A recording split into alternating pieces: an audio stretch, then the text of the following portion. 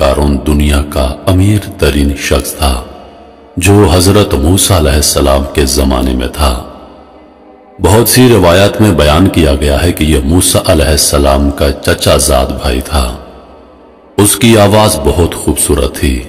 یہ تورات کا قاری تھا، یعنی تورات بہت خوش الحانی کے ساتھ پڑھا کرتا تھا۔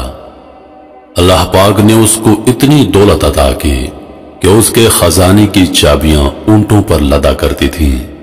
اس کے خزانے کی چابیاں اٹھانے کے لیے کئی لوگوں کا ایک گروہ ہوا کرتا تھا۔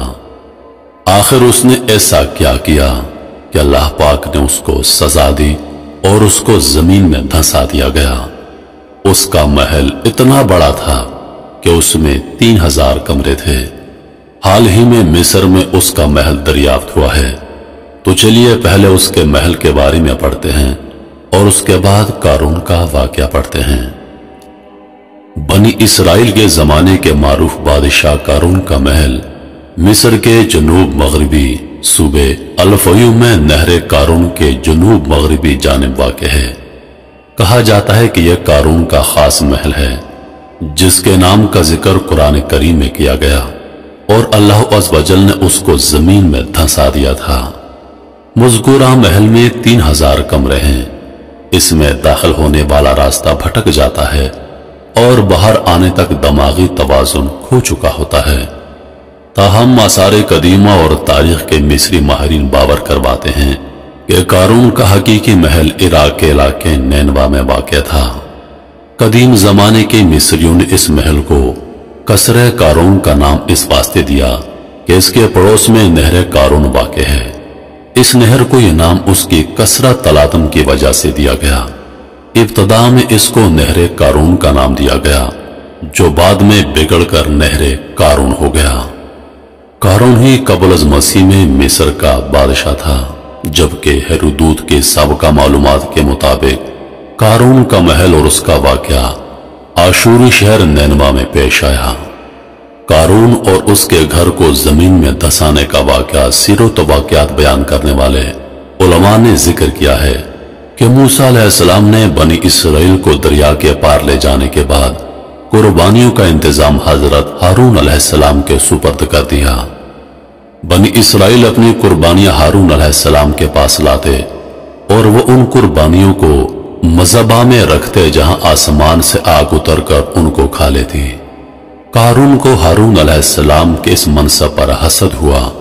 اس نے موسیٰ علیہ السلام سے کہا، رسالت تو آپ کی ہوئی اور قربانی کی سرداری ہارون علیہ السلام کی، میرے پاس تو کچھ بھی نہ رہا، حالانکہ میں تورات کا بہترین قاری ہوں، میں اس پر صبر نہیں کر سکتا۔ حضرت موسیٰ علیہ السلام نے فرمایا، یہ منصب ہارون علیہ السلام کو میں نے خود سے نہیں دیا بلکہ اللہ تعالیٰ کے حکم سے دیا ہے۔ قارون نے کہا، خدا کی قسم، میں آپ کی بات کی تصدیق نہیں کروں گا جب تک آپ مجھے اس بات کا ثبوت نہ دکھا دیں۔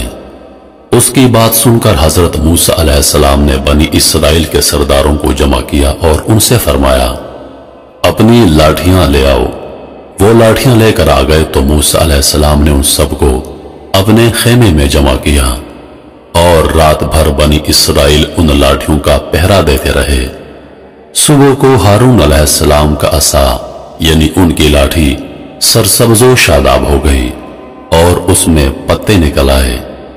موسیٰ علیہ السلام نے فرمایا، اے قارون، تو نے یہ دیکھا؟ قارون نے کہا، یہ آپ کے جادو سے کچھ عجیب نہیں۔ موسیٰ علیہ السلام اس کے ساتھ اچھی طرح پیش آتے رہے، لیکن وہ ہر وقت آپ کو ایذا دیتا اور اس کی سرکشی اور تکبر موسیٰ علیہ السلام کے ساتھ عداوت دم بدم ترقی پر تھی۔ ایک مرتبہ اس قارون نے ایک مکان بنایا جس کا دروازہ سونے کا تھا اور اس کی دیواروں پر سونے کے تختے نصب کیے۔ بنی اسرائیل صبح و شام اس کے پاس آتے، کھاتے پیتے، باتیں بناتے اور اسے ہنسایا کرتے۔ جب زکوٰۃ کا حکم نازل ہوا تو قارون موسیٰ علیہ السلام کے پاس آیا تو اس نے آپ سے طے کیا کہ درہم و دینار اور مویشی وغیرہ میں سے 1000واں حصہ زکوٰۃ دے گا، لیکن گھر جا کر جب اس نے حساب کتاب کیا تو اس کی نیت بدل گئی۔ یہ دیکھ کر اس کے نفس نے اتنی بھی ہمت نہ کی اور उसने बनी इसराइल की एक जमात को जमा करके कहा, तुमने मूसा अलैहिस्सलाम की हर बात में इताअत की, अब वो तुम्हारे माल लेना चाहते हैं तो तुम उस बारे में क्या कहते हो? उन्होंने कहा, आप हमारे बड़े हैं, जो आप चाहें हुक्म दीजिए। कारून ने कहा, फलानी बदचलन औरत के पास जाओ और उससे एक मुआवजा मुकर्रर करो कि वह मूसा अलैहिस्सलाम पर तोहमत लगाए। ऐसा हुआ तो बनी इसराइल मूसा अलैहिस्सलाम को छोड़ देंगे। चुनांचे कारून ने उस औरत को 1000 दीनार, 1000 दिरहम और बहुत से वादे करके ये तोहमत लगाने पर तैयार कर लिया और दूसरे दिन बनी इसराइल को जमा करके मूसा अलैहिस्सलाम के पास आया और कहने लगा, बनी इसराइल आपका इंतजार कर रहे हैं कि आप उन्हें वाज़ो नसीहत फरमाइए। हजरत मूसा अलैहिस्सलाम तशरीफ लाए और बनी इसराइल में खड़े होकर आपने फरमाया, ए बनी इसराइल, जो चोरी करेगा उसके हाथ काटे जाएंगे, जो बहतान लगाएगा उसे 80 कोड़े लगाए जाएंगे, और जो जिना करेगा और उसकी बीवी नहीं है तो उसे 100 कोड़े मारे जाएंगे, और अगर बीवी है तो उसको संगसार किया जाएगा यहां तक कि वो मर जाए। यह सुनकर कारून कहने लगा, यह हुक्म सबके लिए है ना, खा आप ही हों? मूसा अलैहिस्सलाम ने फरमाया, सबके लिए है, खा मैं ही क्यों ना हूं। कारून ने कहा, बनी इसराइल का ख्याल है कि आपने फलां बदकार औरत के साथ बदकारी की है। मूसा अलैहिस्सलाम ने फरमाया, उसे बुलाओ। वो आई तो हजरत मूसा अलैहिस्सलाम ने फरमाया, उसकी कसम जिसने बनी इसराइल के लिए दरिया फाड़ा और उसमें रास्ते बनाए और तौरात नाज़िल की, तू वो बात कर जो बात सच है। अल्लाह पाक ने उस औरत की जुबान फेर दी। उसने तोहमत लगाने के बजाय सब कुछ सच बयान कर दिया। उसने मजमे में खड़े होकर कहा कि मुझे कारून ने इतनी दौलत दी है और मुझे मूसा अलैहिस्सलाम पर झूठा बहतान लगाने का कहा। ये सुनकर मूसा अलैहिस्सलाम अपने रब के हुजूर रोते हुए सजदे में चले गए और अर्ज करने लगे, या रब, अगर मैं तेरा रसूल हूं तो मेरी वजह से कारून पर गजब नाज़िल फरमा। अल्लाह ताला ने आपको वही फरमाई कि मैंने जमीन को आपकी फरमाबरदारी का हुक्म दे दिया है, आप उससे जो चाहें हुक्म दें।